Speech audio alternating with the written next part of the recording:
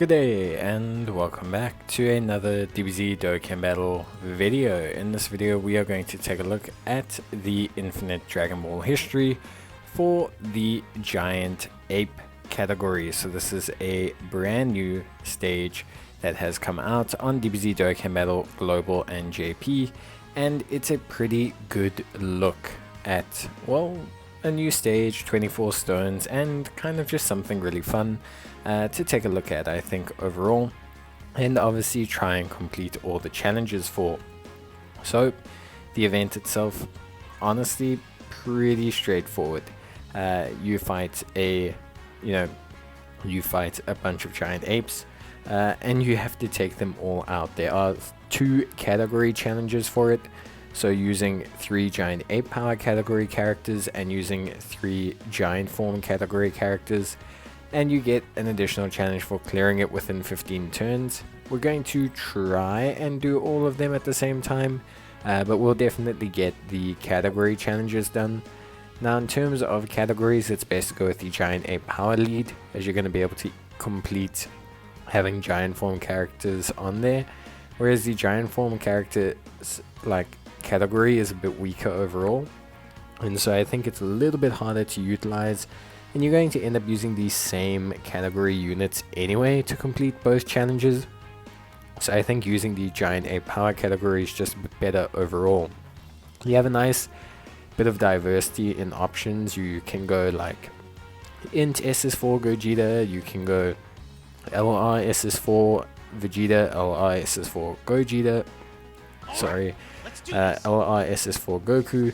You can go for the LR Gohan, which we are, so there's quite a few combinations of units that you can utilize. So yeah, overall just a pretty diverse category to use. And yeah, we'll take a look at everything now. So you start against this physical giant ape Bardock, who's immune to stunning. That's pretty much it for his kit. You need to be a little bit careful because obviously we have quite a few int characters, and we are facing a physical type unit at the end, so you do want to keep your items safe. I'm going with my classic 2 Whis and 2 Princess Snakes, and I think that'll get the job done relatively well overall. The LR Baby that I'm utilizing is okay, probably the weakest unit on the team overall. He's only at 55%. And he does fall off near the end, so you do need to be careful of him and kind of have him sit off the rotation, as he's not really going to bring a lot to the party. He's not bad, but it's not his cup of tea long form events. They can generally just kind of tire him out, and he works a lot on attack lowering, which is obviously something quite important overall. So our main strategy here is that we are going to be linking up the physical LRSSBR Gohan Kid after his Extreme Z Awakening. We're going to link him up with the Ss4 Goku. So this Gohan reduces damage received by 58% when there is an ally whose name includes Goku attacking in the same turn. So that Ss4 Goku will trigger this, and it's going to be a really nice front tank for that Ss4 Goku. It's not going to take any damage. He will struggle a little bit for Ki, but we're not too concerned about the damage he brings to the table, because overall he does decent damage, but realistically he's just there to be a pretty badass tank. That's kind of the main thing. So we've got him in the first slot, and then we've got the other Ss4 or the Strength Ss4 Goku. So the reason we're bringing the Strength Ss4 Goku over the LR one is for 2 reasons. So one, I only have 55% in the LR, which does affect things, and 2, this Goku is a strength type. Now the final phase of this fight is against a physical Ss4 Gojita, and he is actually pretty tough.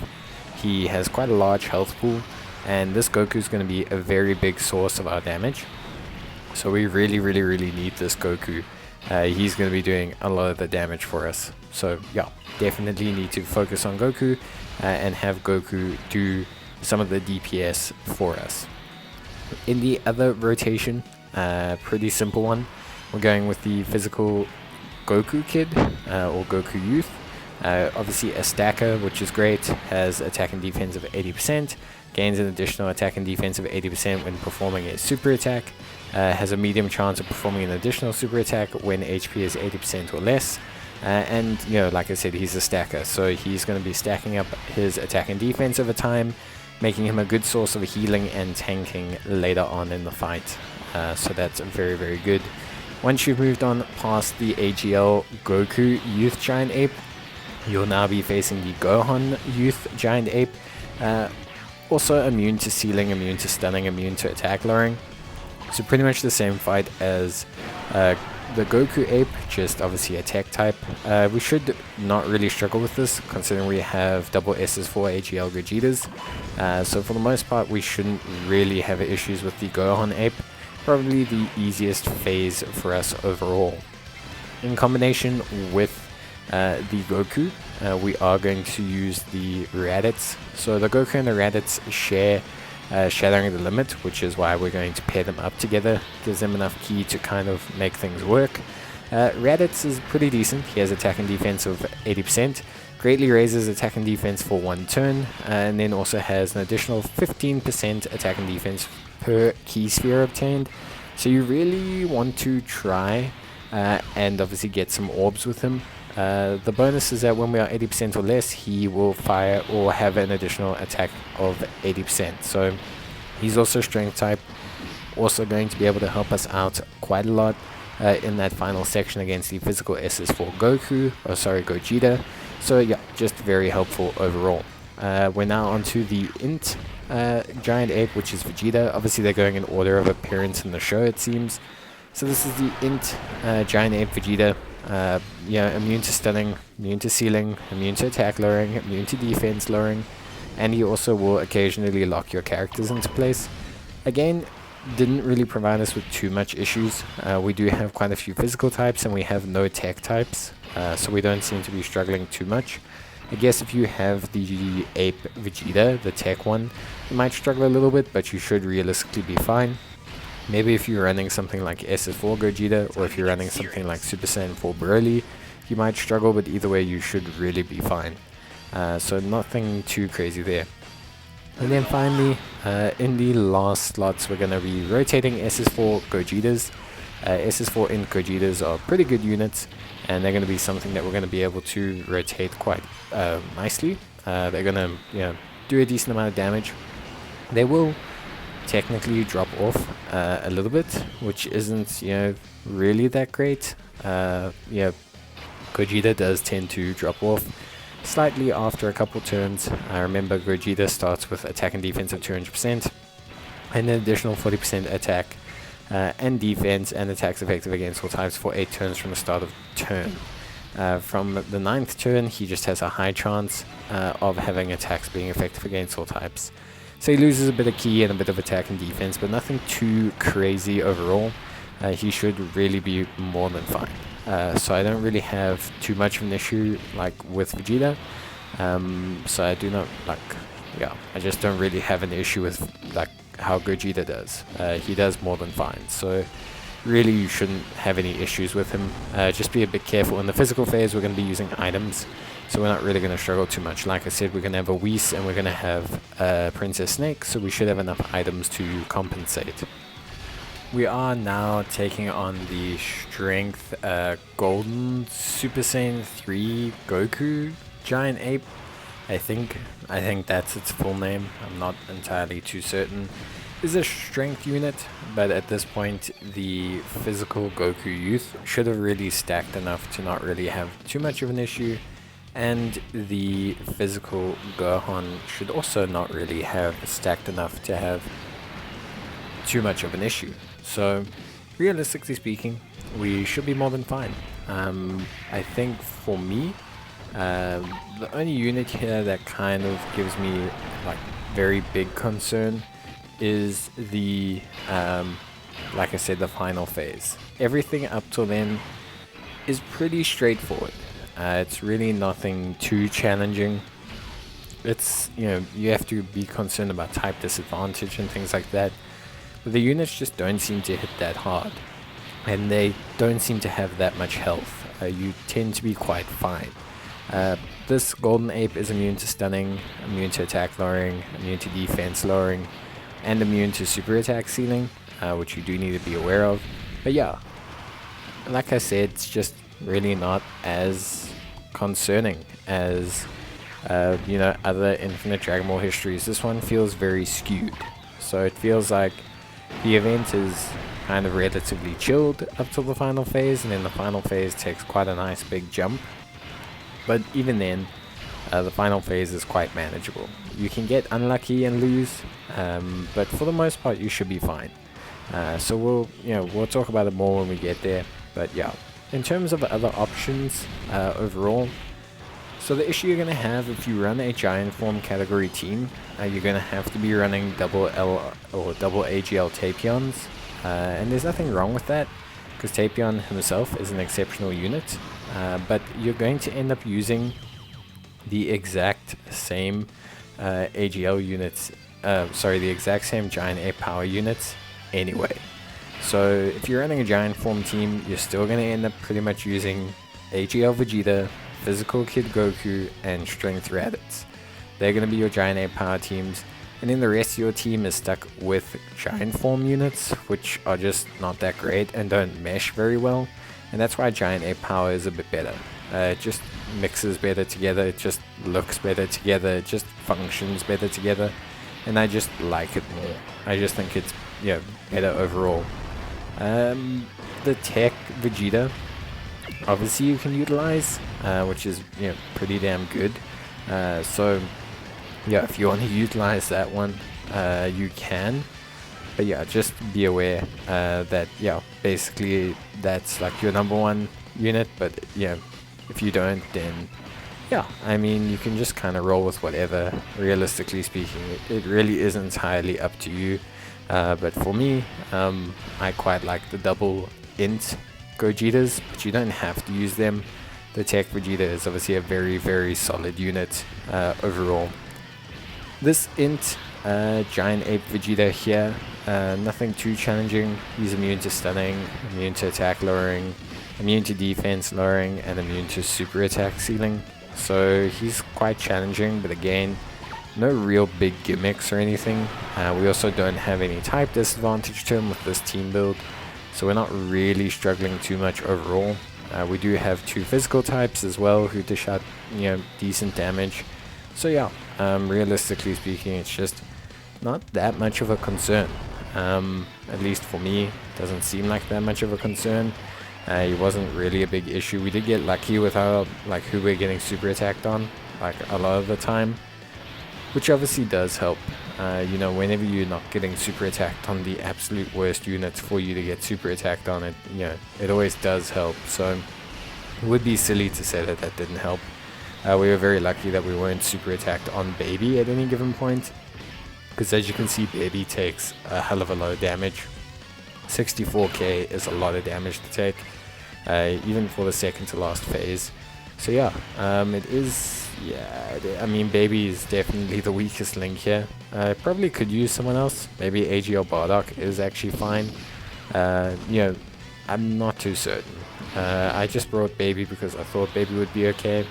But in hindsight, I think AGL Bardock, the free-to-play one, is also fine. But if you have the AGL Vegeta, you should be using him over both of them. Most definitely. So here we are, we're on the Ss4 Gojita phase, and this is the hardest one by far overall. But Ss4 Gojita, if I can be honest, is, he's just a step above the rest of them. He also causes us a bit of problems because we do have two Int units in the team, but Int Gojita seems to hold up perfectly fine. We are going to use the active skill. Active skill will come in handy. We are going to obviously utilize a Whis, we're going to utilize items. So for the most part, should be more than fine. The active skill basically is an attack and defense of plus 40%, which is going to be very, very good. And it's something we're going to be utilizing strategically in between the Whis item active skills. Definitely something that we're going to be utilizing, and something that will help us out quite a bit.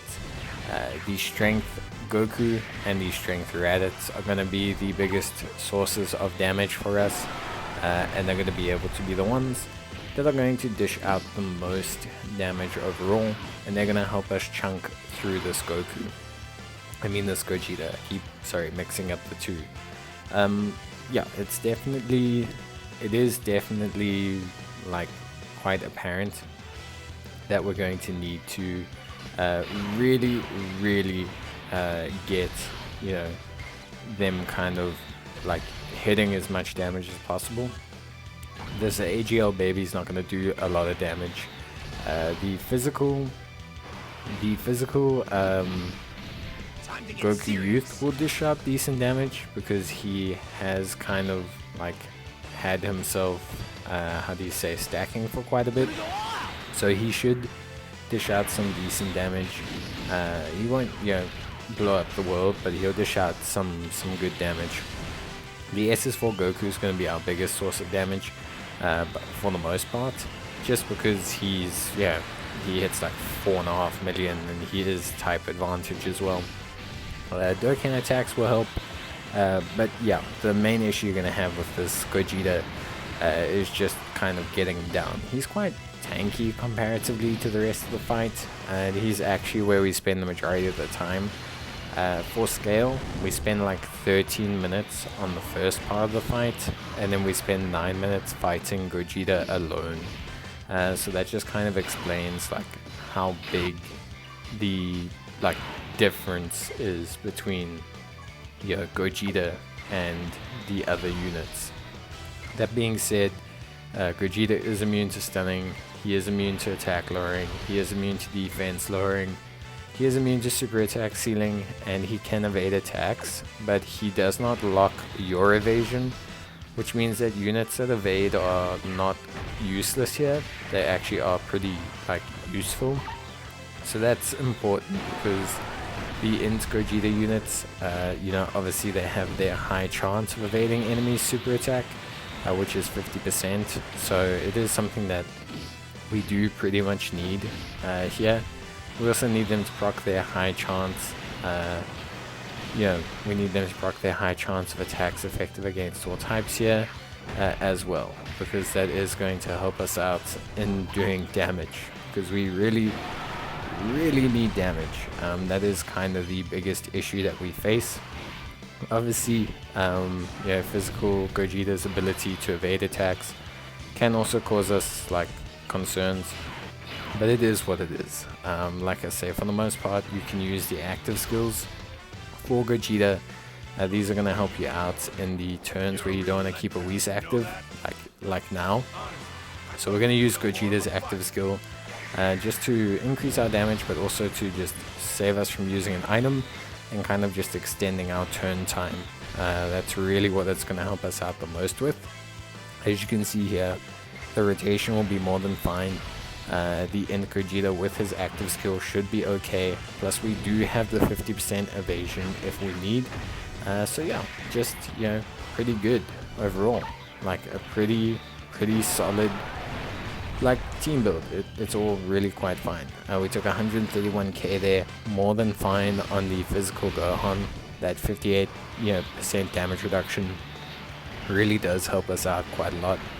And you can see here that Goku's still dishing out a lot of damage, which is really helping us, because without Goku's damage I actually don't know where the hell we would be damage wise here. We'd be struggling quite a bit. So yeah, it is pretty good overall.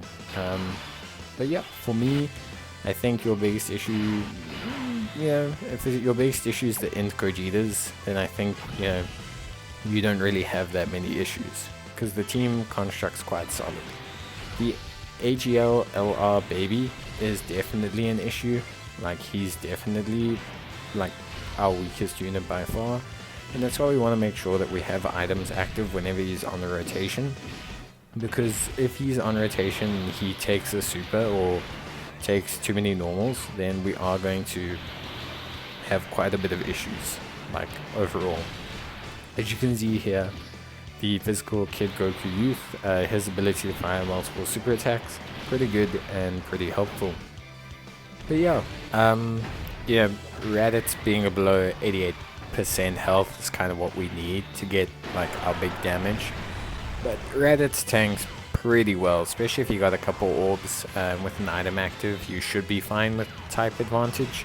But you know, you do just need to be a bit careful. As you can see there, Baby taking hell of a lot of damage, which isn't great. And yeah, he's definitely someone to watch out for. Now the Vegeta is a lot better than the Baby. So Vegeta, yeah, the AGL one, he has a pretty nice Extreme Z Awakening. So he has an additional attack and defense of 80%. He also has an additional 80% when HP is 80% or less. So he is pretty damn good overall. We're obviously going to use the active skill here, just because, same thing, you know, Gohan's fine without an item. The Ss4 Goku's also fine without an item. So giving Gogeta that extra little bit of defense should see us be okay. Yeah, I generally wasn't too concerned, because we do have the 50% chance for evasion, which does help us out quite a lot. So we do kind of like see that as being pretty solid overall, at least for me. I think it's definitely something that's quite helpful, and something, you know, that just does a decent amount for us. Prevents us from using an item and lets us just save turns and save items for later on in the fight when we're in just more dire situations, for the most part. Like now, able to use that item, and we're able to kind of like continue on and, you know, really just do the best we can do. So I think that's really, really good overall, and something that just helps us out. The Gohan, so the Gohan, the physical Gohan is pretty good. He does have some interesting effects. Obviously you can only get him by completing the SBR and then the ESBR, but he is still a pretty like good unit. Yeah, like I think, yeah, you should try and use him if you can. He does generally do a lot of good work, and I do really like him. He is quite difficult to get, so for new players, even though he is a free-to-play unit, like, he is going to cause you some concern, but you know, you should be fine. Generally speaking, you shouldn't really struggle too much. So yeah, for me, this run was pretty clean. Could have done it a bit faster, but I think you can always come back in and finish it. We didn't really make the 15 turns, which is, yeah, a little bit bumming, but it's not really the end of the world. And we did manage to clear it, which is good. You know, clearing it is always great, and getting the category challenges done in one go, also pretty cool. You know, it does help us out quite a lot and just makes things a bit easier, which I think is good. So yeah, for me, pretty good overall, and yeah, not too bad a run, honestly speaking. I think it was relatively straightforward and a nice way to get some good rewards. But yeah, that's pretty much going to be it from me, guys. So let me know what you think. Have you managed to complete the Giant Ape Power category challenge?